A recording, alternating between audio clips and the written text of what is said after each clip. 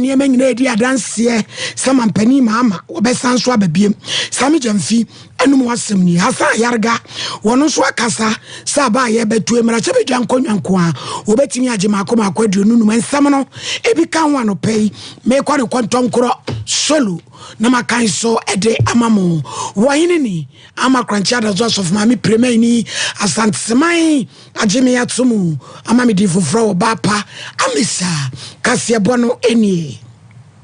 political analyst and strategies so right Bobakman and worker says assembly twetwena so sansa waswafo a wo hwe say oba de ani power de awura mama yen nano wasa ko frɛ papa Benito usubi ewu ya no yeswafo abedi eche waso ekro no ayaje ndi badie every ni sem so mama yen special advisor na no wo kyerem se ekoba sa de ana kyese gina ya na rodan kwakufu adoji ya wode gi post free ni sem no wasa ko fa de ama no dia na pani pen na ebuna nimutia papa I say no the Ukraine enjoy you kura. The share issue to be law and principle. Share lawful or be a minister. That's a unity in position as a minister or deputy minister. And at the same ministry, more appointing on your special advisor to the minister. Question is it law from a TM Brana? I have some Brahma who consider it Niba. To be honest with you, minimum Brediala, it's lesser, and as minimum Brediala, among some yes. I want to speak from the point of view of principle. In terms of principle, it is not a bit. Obia or deputy minister or ministry. Now, I bind the crack said, I'm from the DBN to another DBN to now the same ministry. The minister now appoints him as a special advisor. It is not the best. It is not a good time. And for me, a low decision minister to take you to have appointed him on any special advisor. The question is, we do Honuma in case of Papa no ya win to 9 years or me to what back at all about the with them and Wura eboba komai na mpanifo a wonom na da construction adwuma no wo mayi mu wo nkabom ko Ghana Chamber of Constructions wo so mu behia ye wura Francis Asenso Boache a sabre wono ne yayi ni so amna mewe akwantempon ene nsam so no wo se ensem bebre wo akofkwati am akwata wantimi anyi ano to me Asenso kohia na so ye no ka tie Sompa Asenso betimi atua se ya kase mampanyin na adra kwakufu ado yi America darase wo pipi wo hadu num sa kwantempon atutu emonchemon kani ntokro ni abon nyina da yamani nye se tron na Cherry ya wonu ne da wonu manim ye wura Emmanuel Cherry wo se wo mu kohia Asenso na no beboa wonu papa mensem bia na nkomu hia no ye free osoafo dada no hono we ya no ama wonu ona bo Asenso Boache ba obey onye ni pafoforo emaye ya Ghana Chamber of Construction Industry ko enye mu dada na hofama eni na baba ya patayo eni na hombrasi eni na juma doa odi juma enti with sa qualities here the amudi na bedi ye gidi pass also beti na na fam die edi aboa opapeni na kufa do na ban se beti ni anya dimpa nanso na wa odi kanka o intro no mo no and say a cadie obi o ho papa enti o bedi e na so be sikakra because ye bi no mu die an say amusi omni enti komdiwa ukasanko who means wa ukasanko enti the die ye Ghana fo a wamya ya dom e wonim dia e di adwuma edibo aban ewo akoyi mu eni de akikemo no say yenso ye adwuma e fata yaketia enti yaketia asem de ye fa di agro enti echa which means yenso ye beba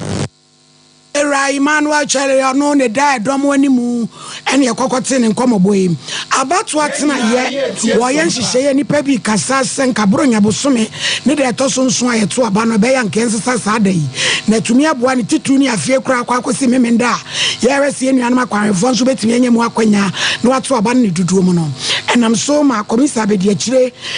ye papa Asari Bosman one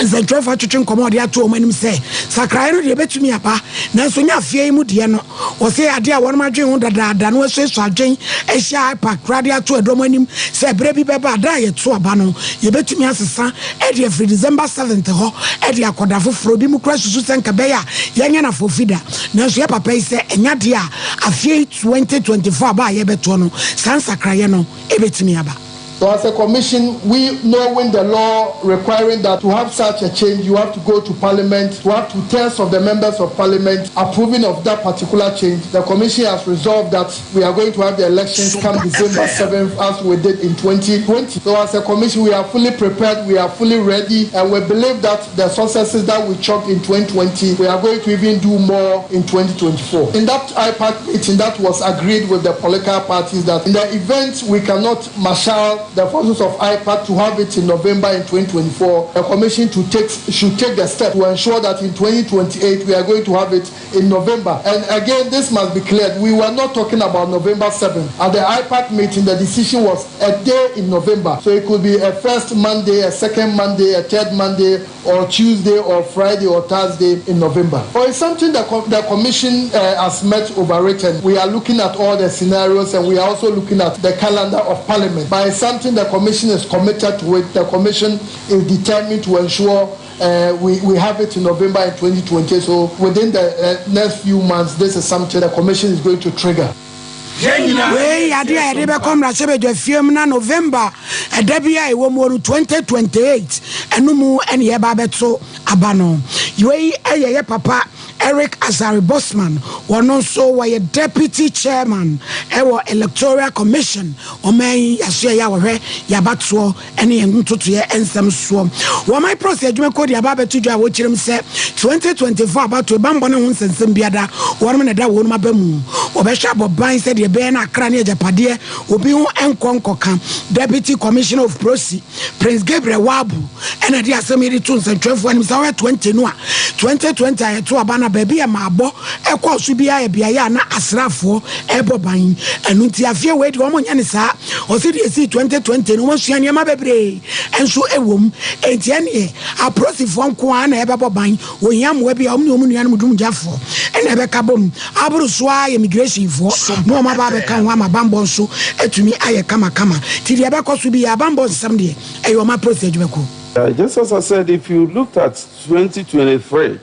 the elections that we conducted all, you could see that all were incident-free. This is the status, and we have learned out of it, we have taken notes out of it, and so we know where we are moving. Like how we organize it, how we organize all those elections that within last year, and whatever happened in 2022, a lesson has been learned out of it. We're not maybe going to involve the military as it were, because it was not even the police that came out with this issue. So it's going to be only the military, the police, the prisons, the fire, and then immigration. That is going to conduct these elections. They are going to support us. It is our baby. It is the police baby, but we want to work in our sister security to assist in one way or the other, ordered by the Inspector General of Police, with his former members, and it's a clear-cut issue. Every internal issue is the police duty, and that is for sure place. So we don't have any thing that we need to maybe recall the past when it comes to this year's elections. We a Deputy Commissioner of Police, DCOP Prince Wabu. Wano ene yetse na no disemu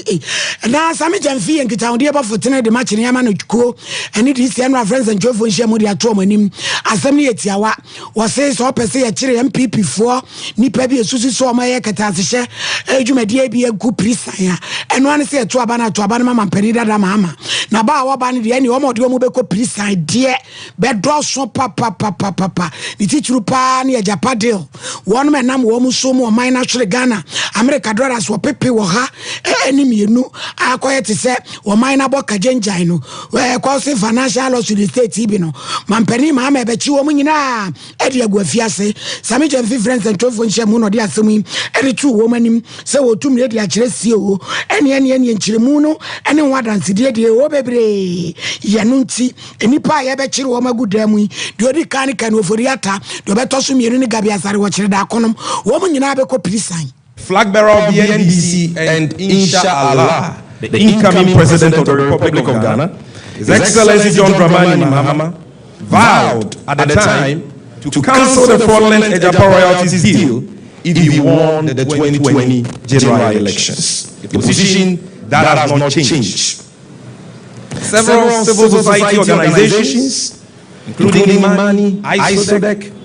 PIAC, the Ghana Integrity Initiative, IDEC, ISEPA, ASEP, among others, kicked against this rip-off called Ejapa. Ejapa scam clearly amounts to woefully causing financial loss to the state. And the culprits of sin must not go unpunished. We in the NDC and all well-meaning Ghanaians repose huge trust and confidence in the nation builder, His Excellency John Dramani Mahama, to pursue and retrieve for the state public funds that have been lost to looting schemes such as this sinking Ejapa scandal, the PDS scandal, the Bosgate scandal, and other acts of naked thievery by officials of the Bawumia government and their party apparatchiks. Flag bearer of the NDC and inshallah the incoming president of the Republic of Ghana, His Excellency John Dramani Mahama, vowed at the time to cancel the fraudulent Ejapa royalties deal if he won the 2020 general elections. Na ni moment of truth yasia no anso wada wose eniema nyina edi adanse owen takramu a etuko wiemu a oh any second coming of JM no oh aba ya edru awie kura edru puna no kura ya eniema nyina edi adanse tuo me be ko prisan omo be do so papa it is a Ghana for wani je ho say obi bia da wadi sika wabokro no e wani pipia amamuo mu obeko prisan de a etietia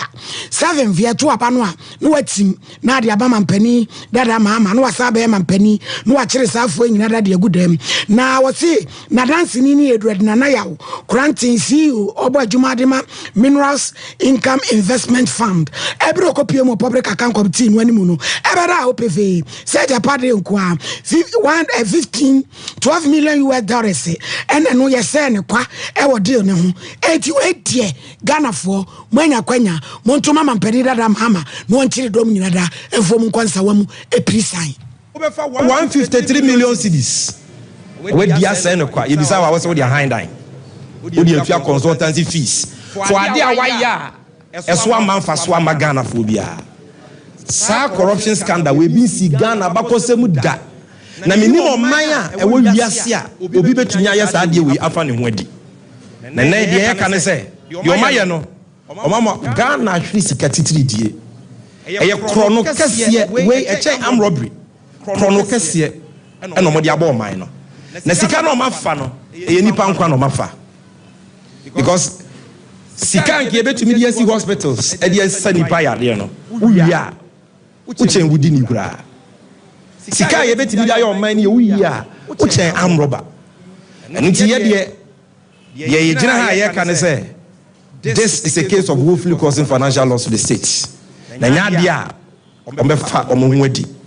ye wura ya de nyina mpuntunyoma wura His Excellency John Dramani Mahama say ye mo Ghana fo amane na obi ante titiru Alhaji Bawumia say inshallah oba na okitana ketua de bre ubia sika no mafa no ye be yemu hwehwemu